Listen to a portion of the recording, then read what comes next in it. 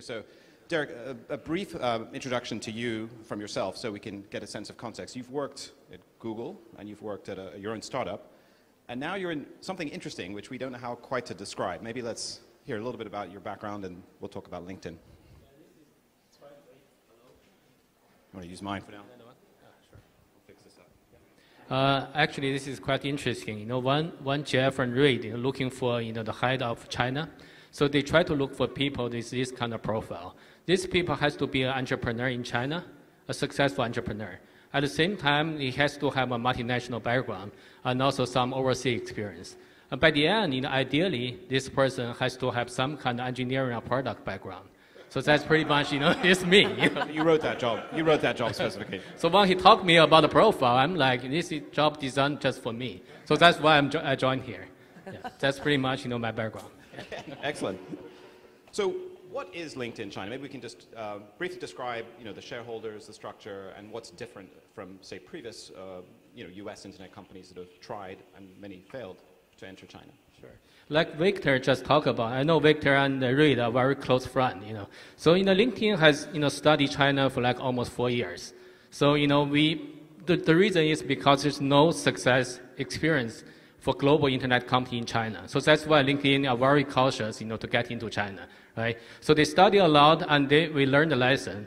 So, by the end, we decided, one of the key reasons, some multinational not succeed in China is maybe because of the incentive or maybe because of the structure. So we decided in China, we want to do a startup, setup. So that's why in LinkedIn in China, we are a joint venture in China. So, we have 2 external investors. So LinkedIn is the big investor. Plus LinkedIn, there's like Secure China and also CBC China. So it's like a 3-way joint venture. So CBC is China Broadband. Yeah, right? yeah. So for me, I report, directly to Jeff, LinkedIn CEO. But at the same time, I'm also responsible for LinkedIn's 2 investors. So we have a board meeting, every quarter. And also, for like, LinkedIn China's employees, we don't have, LinkedIn Corporation's stock option. But we do have LinkedIn China's stock option. So we have an exit plan set up, 5 years from now, if LinkedIn China doing well, so we may have an exit plan. So that means, the employees' success, tie, very tightly to LinkedIn China's success. And presumably one of the major exits would be to LinkedIn. I mean, it's obviously trying to square the circle here, right? You're trying to kind of be entrepreneurial and yet be part of a global platform. Yeah, so in theory, the way we set up the joint venture, we can go public. But for me, I think it doesn't make sense, for LinkedIn as a global social network, part of the social network go public. It doesn't make sense. So most likely, I'll be LinkedIn acquired LinkedIn China in the future. So that's quite different from some of the other companies in terms of the reporting lines, particularly, right, as well as the shareholding structure. And that's something you've experienced personally, right? And you've also been in the trenches with Normie, right, with your own startup, and the intense competition in China. When you look at your competitors in China, maybe describe a little bit about that local market competition and how do you differ? Yeah, the very first day I joined LinkedIn, I gave a presentation to all the leadership, for LinkedIn. So I used 3 keywords to describe, Chinese internet landscape. So one is, big. For sure, China internet is very big. The second one is very unique because a lot of things are very unique just for China. And the third keyword I use is very dynamic. So China market is very, very dynamic. So I can give you a story, like an interesting story. So one, before I joined LinkedIn, LinkedIn gave me a whole set of decks about China, PPTs about China. So one of the PPT, they mentioned about, China executive summary, like 2011, June 2011. That's about 2.5 years ago. So when I look at the PPT, they mentioned a lot of companies about LinkedIn in China with, pretty much all of them with a very positive, feedback. Here's Kaixin, here's Renren, some other company. And then suddenly I realized, most of the company, they mentioned on the PPT, changed a lot. So in a way, not doing really well after only 2.5 years. For example, MSN closed their business in China. And also Kaixin is not doing so well, a lot of examples. And then I realized, it's very dynamic. But at the same time, I told them, don't be worried so much. At least we have 2 good examples. So if you are really doing well in China, so after 2.5 years, here are the 2 better examples. One is WeChat, another one is Xiaomi. So if you figure out how to do it well, China can be a huge, success chance, for us. Maybe let's talk a little bit about the market. Victor very helpfully started to talk about it, so but we'll continue on that. How do you see the employment market? Firstly, geographically, I understand that 70% of your users are in the top 4 cities, or your members, I should say. What trends are you seeing within those cities, and what do you see beyond those 4 cities? And those are, see, Beijing, Shanghai, Guangzhou, and Shenzhen. Yeah. What comments do you have on differences in those cities to start with? Yeah. So for me, my current, my focus is on member growth, so not on monetization. But if you look at the data, like you said, about 70% of users, from the top 4 cities. So in a way, that's very good news for me, because if I want to do marketing, like offline marketing, I just need to focus on these 4 cities. So we already have about 4.7 million, very high quality members in China. So those members, a lot of have overseas experience. Some working for multinational. So for me, at the very, very beginning, just focus on how to serve, these top tier members, well. But in the future, this top tier, user, can attract, user maybe a lower level. But for now, we just want to focus on the top city and top tier users. Right, and I think we were talking earlier that I think you were saying there's 150 million or so professionals in China, if you were to say, but perhaps 20, 25 million have some sort of international education or exposure. Would that be? You're targeting initially top-down. You're going for those, already you have members before you came into China who speak English, for example, and use LinkedIn. So yes, so we have around 150 million professionals in China. So that's one of the reasons LinkedIn want to get into China. So why I did an interview with job interview with Jeff. So I actually asked him a question why LinkedIn want to get into China.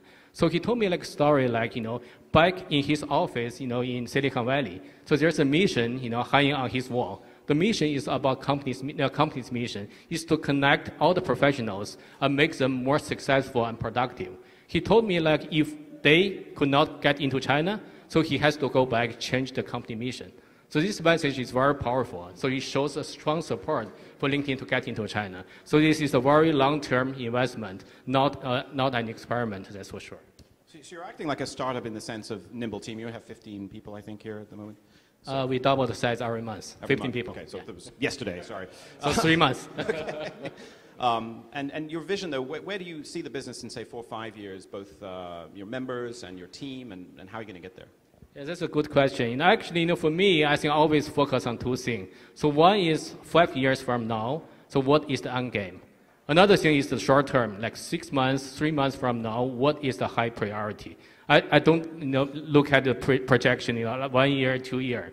In the short term, so my focus will be on one is to improve the site speed. I know a lot of people in the audience complain about the site speed. So first one is make the site speed faster. The second one is to build a strong team. That's for sure. Access speed, right, which is a problem right now. I know I've experienced here. Sorry.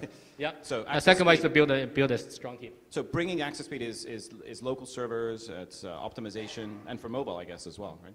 Yeah, for sure. We want to move the data center as close to China. That's the very, very first step. Right? So make sure the site speed faster. But in the future, also mobile is so important in China. So we're thinking about, even build a China-specific mobile apps, just for China. So that's also in the plan. And sorry, you were about to say, I interrupted, excuse me, on local team. So how are you recruiting, and what are the key roles that you're staffing right now? Yeah. Actually, maybe go back, to talk about a little bit about my localization strategies, right? So for me, for any company, so regardless, you are a startup, or you are a subsidiary of a multinational. So to build or to run a company, just a matter of 3 things. So one is about people, right? How to build a strong team, and how to make sure the organizational structure is optimized. So second thing is about product, how to build a better product.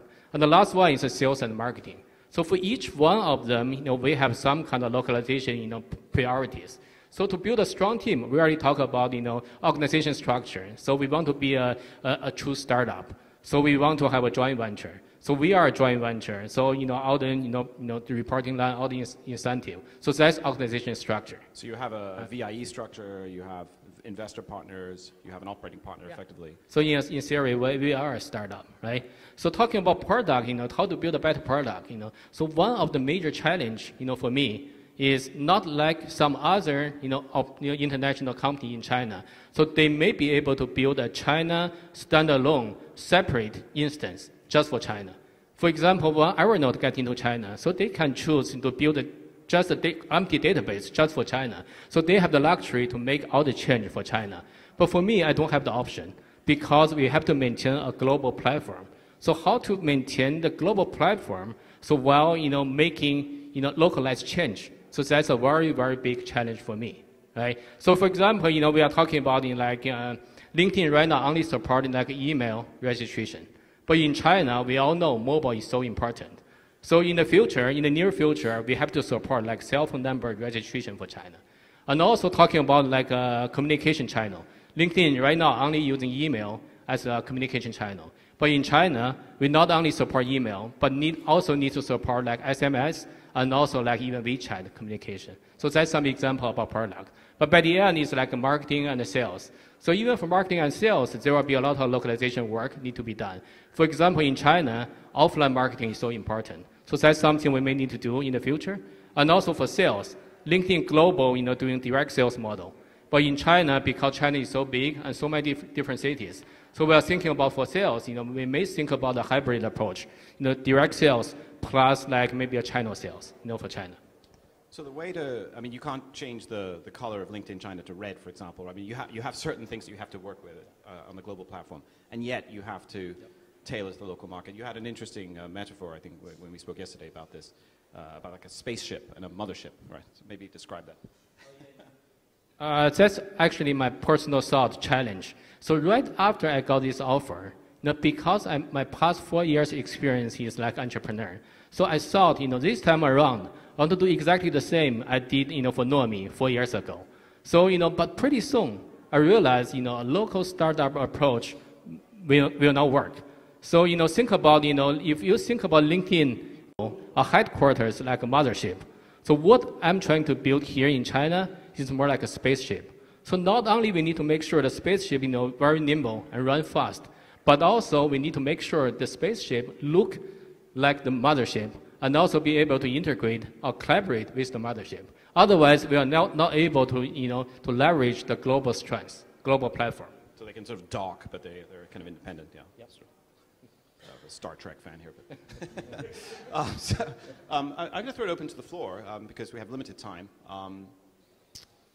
Please, don't be bashful. And earlier, by the way, the questioner had mentioned partnership with Tencent. You're not really partnered with Tencent, but you do link up with WeChat as well as Weibo and other things. So maybe that was where they... Yeah, that's also kind of part of the localization effort we have. Besides the product feature, but also we want to build local, more like a BD partnership.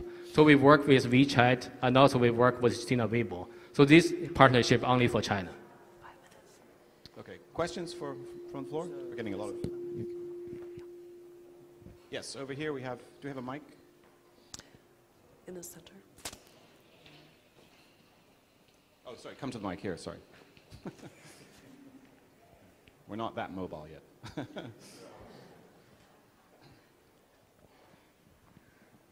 Just let us know your company as well. Oh, I'm Michael with PC World, Computer World, and I was wondering if you could talk about some of the censorship challenges that you might face, because there was some talk about how LinkedIn would be more transparent in dealing with those issues, and just wondering if you could talk about that. Yep. So censorship, definitely is a very, very sensitive topic. So that's why we spend so much time, discuss about this topic, both internally and externally. But by the end, we realize, the way, the LinkedIn operation in China will be very beneficial, to not only LinkedIn China in the LinkedIn users in China, but also, users around the world.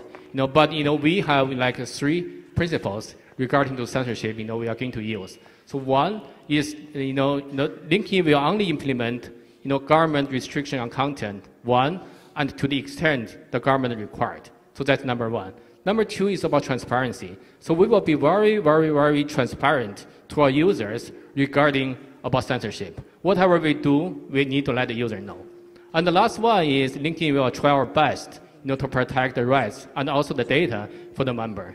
But so far we haven't seen anything directly challenge these principles. So, but on case by case basis, we try to apply these principles. Just to elaborate a bit earlier on, you were talking about localization and speed. You launched the Chinese language service very recently, yep. Right? So, but you already had quite a substantial number of members in China. So again, maybe touching on the local competitor question. So you're kind of top down, or obviously you're targeting maybe what in China people call the gold collar. It's above the white collar, right? They have aspirations at the very top. But you're going to go deeper into the market, both geographically and functionally. How does that take you into competition with existing players like 51 or Zhaopin or others? How do you differentiate yourself? Yeah, actually, there are maybe different kind of competitor for us. So one kind of competitor is like a direct competitor, more like a LinkedIn's copycat in China. So in my view, they still have a lot to learn. But another category of competitor is more like the 51 I'm talking about. But in my view, we are not direct competing to each other. So we are like on one side you look at LinkedIn, it's more like a social network. But the other side, LinkedIn using to make money, right? So LinkedIn using these 3 different channels to making money. So one is the HR solution, another one is marketing solution, the last one is sales solution. So if you look at every single organization, the way you make money, the way your struggle is one, you have to handle HR, another one is marketing, another one is sales. So LinkedIn have a complete solution for pretty much every organization, to run business. So it's consumer and business facing ultimately, yeah. We have time for just one more question. Somebody like to, yes, could you come to the mic, please? And if you could just identify yourself.